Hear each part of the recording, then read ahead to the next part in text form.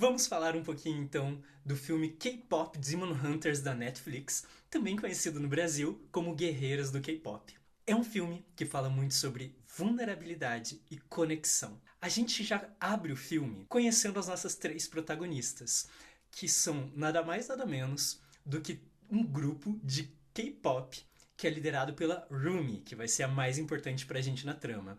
Só que não apenas isso, elas também são caçadoras de demônios que usam armas e o poder da voz delas para manter a barreira que existe que protege o mundo humano do mundo dos demônios. Então elas estão aí nesse ambiente altamente performático. E a primeira música que a gente tem, que é How It's Done, mostra muito bem isso. No começo, elas estão quase vencendo os demônios. Parece que tudo vai dar certo. E quando nós nos cobramos muito nessa cultura muito performática, é muito assim que parece. No começo parece que sempre vai dar super certo a coisa. A gente vai vencer, a gente vai conseguir. E a primeira música, ela já contém em si uma espécie de um segredinho. Porque no meio dela é muito repetido a ideia de Huntrix don't miss. Né? Nós, nosso grupo, não erra. A gente nunca erra. E isso é muito maneiro cantando assim no meio da luta e tudo mais, mas também é um peso muito grande. Nunca errar. Será que a gente consegue nunca errar? Só que logo depois dessa entrada arrasadora, a gente descobre que Rumi, a líder do grupo, tem um segredo muito grande que ela guarda até mesmo das amigas de banda. Ela é metade demônio. Ela é filha de um demônio com uma humana. E ela carrega com ela até mesmo as marcas demoníacas daqueles demônios contra quem elas lutam. Então ela tem que ficar o tempo inteiro escondendo essa característica das amigas. E ela não se permite, por exemplo, estar em momentos de vulnerabilidade com as amigas, como por exemplo ir no banho, alguma coisa assim, né?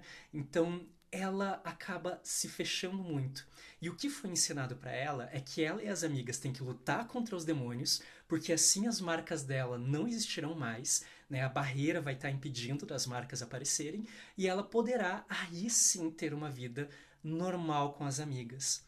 Mas a gente percebe desde esse começo que ela sofre muito por esconder esse segredo. É muito interessante a gente pensar que o fato da Rumi ter nascido com uma característica que ela não escolheu, mas que é parte de quem ela é, mas é socialmente não aceita, é uma ótima metáfora para muitas coisas que a gente acaba tendo.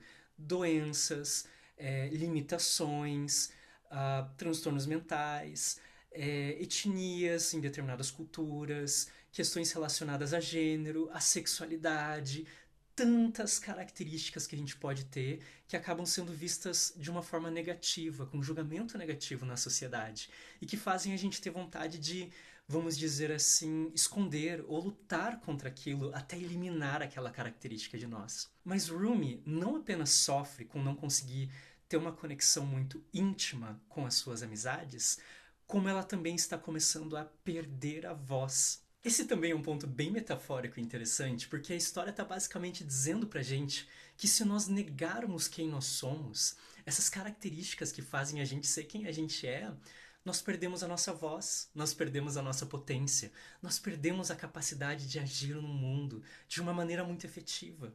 Né? Porque muitas vezes nós vamos estar presos nesses conflitos internos que vão estar nos agrilhoando, nos fazendo sofrer.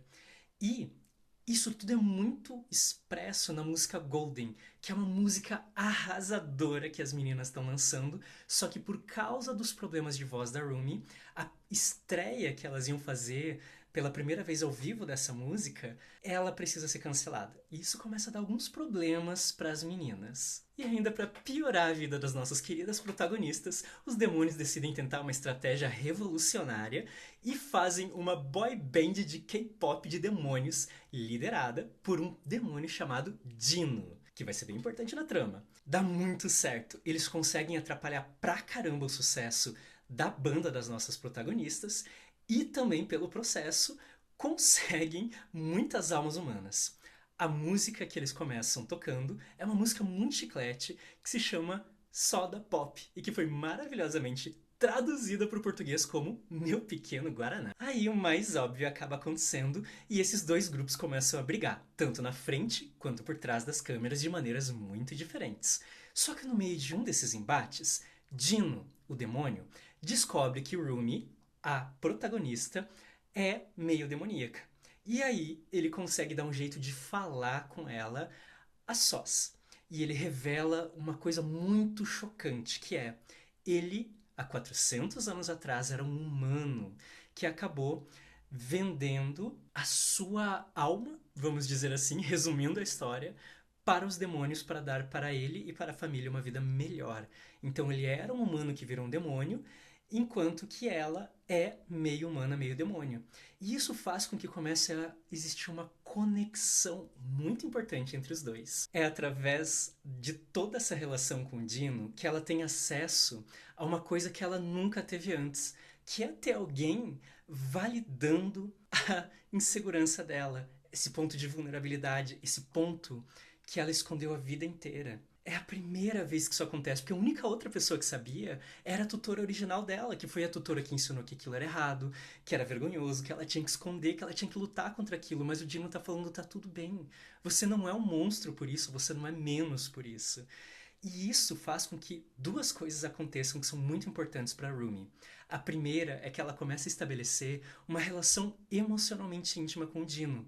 Porque para a gente estabelecer uma relação emocionalmente íntima com alguém, que é uma das coisas mais importantes da nossa vida, a gente precisa ter pessoas ao nosso redor, pelo menos um grupo de pessoas, que a gente tem essa relação, a gente precisa de uma condição. Essa condição a ser cumprida é nada mais nada menos do que a gente conseguir demonstrar a nossa vulnerabilidade. Sem isso a gente não tem essa relação. E é isso que ela queria com as amigas na música Golden. É isso que ela não tinha com as amigas. Ela era uma ótima amizade para elas. Elas eram super compatíveis em vários pontos. Porém, tinha esse obstáculo que impedia essa amizade de ser ainda mais emocionalmente profunda. E com o Dino acontece o contrário. E além disso, ela também consegue ter uma reestruturação cognitiva, ela consegue entender aquela característica dela de uma forma diferente. Ela pensa, bem, eu não preciso lutar contra isso, eu não preciso extirpar isso de mim. Eu posso tentar fazer com que isso seja parte de mim. Eu posso tentar ver até mesmo os demônios de uma maneira diferente. E isso faz com que ela e o Dino formem um plano para tentar fazer as coisas de forma diferente. E todo esse momento maravilhoso de metamorfose da Rumi, dos pensamentos, de como ela se vê, de como ela se abre, tá muito bem expressado pela música Free, que ela canta em dueto com ele. É a única música do filme que não tem plateia, que é uma música muito mais intimista, muito mais deles, e que fala justamente sobre essa mudança que ela tá passando. Só que a nossa querida Rumi descobre que as coisas não são tão simples quanto uma mera mudança de pensamentos, porque ela volta para as amigas e elas estão naquele embate ferrenho com os demônios. Elas estavam quase ganhando, agora elas estão perdendo. O que está acontecendo? E tudo que elas tentam fazer nesse momento é criar uma música para tentar vencer de vez os demônios por causa do poder da voz e tudo mais, né? Tá tudo misturado aqui, gente, eu juro. E aí, no final das contas, elas estão criando uma música chamada Take Down.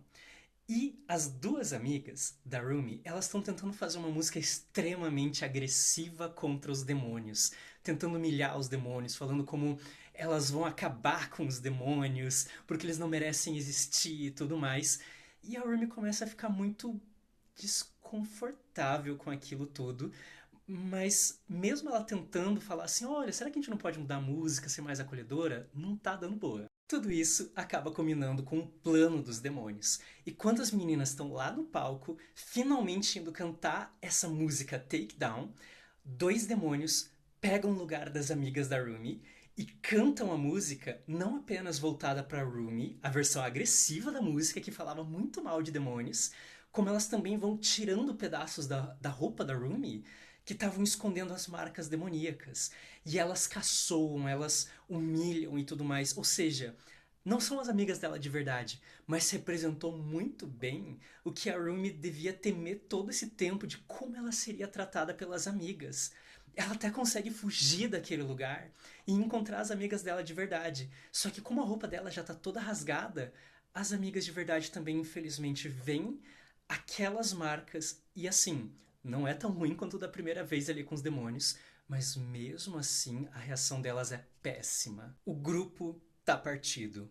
A Rumi tá acabada, ela tá na pior. Ela vai até buscar a antiga tutora dela e quando ela percebe que também de fato nem a tutora tá ali para validar ela, para oferecer uma luz ou alguma coisa assim, a tutora tá ainda presa naquele pensamento do não vai dar certo, você só precisa lutar mais, esconder e tudo mais. Ela chega ao ponto de pedir que a tutora mate ela, porque ela não mereceria viver sendo que ela é. E as marcas dela até estão crescendo. E isso tudo começou pela virada, né, da magia se virando contra o feiticeiro, da música Takedown. Só que todo esse plano demoníaco dá certo por causa da traição do Dino, que foi descoberto pelo líder supremo dos demônios e foi cooptado mais uma vez por ele, usando o ponto fraco do Dino. Na verdade, o Dino ele não contou nem pra gente e nem pra Rumi completamente qual é a vulnerabilidade dele. Há 400 anos, ele vendeu a alma dele para os demônios em troca de uma vida boa, não para a família dele, para ele, mas só para ele. Ele abandonou a família dele.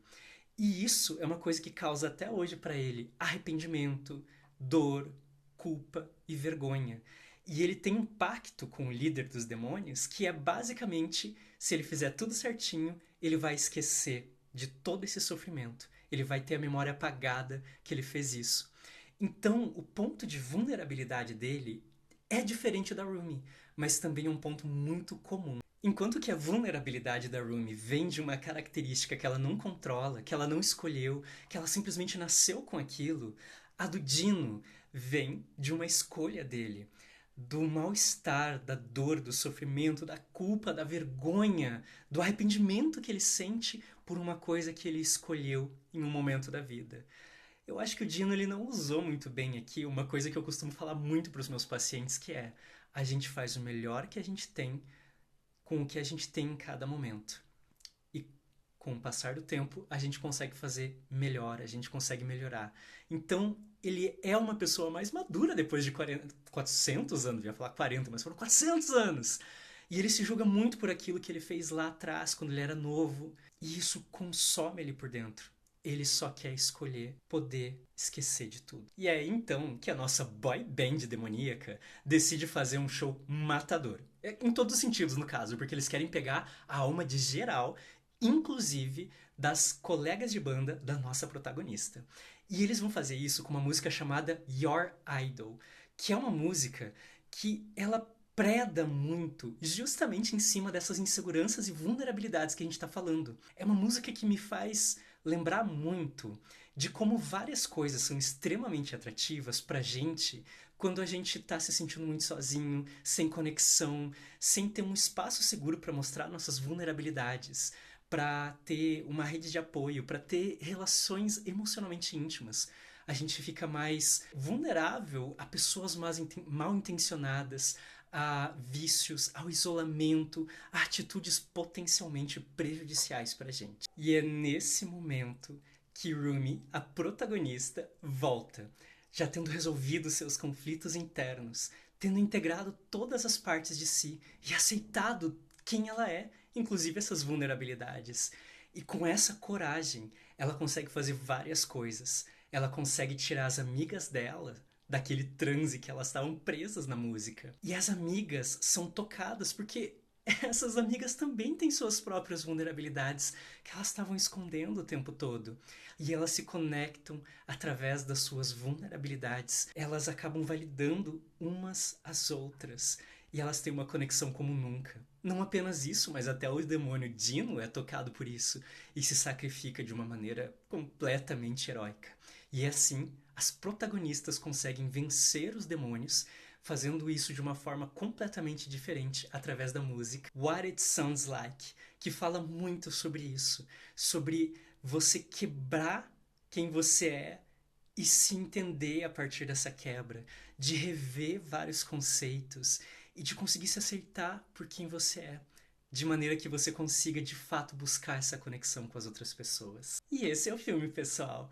Um filme muito, muito divertido de assistir, relativamente curtinho também, e que fala muito e de uma maneira psicologicamente muito saudável sobre conexão humana e como isso está ligado com a coragem de demonstrar a nossa vulnerabilidade e de nos aceitar como nós somos. Então é isso. Espero que vocês tenham se divertido com a review. Se vocês já viram o filme, espero que vocês tenham se divertido, entendendo um pouquinho mais sobre ele. E se vocês ainda não assistiram o filme, fica a minha recomendação para assistir. Um grande abraço para todos e até a próxima!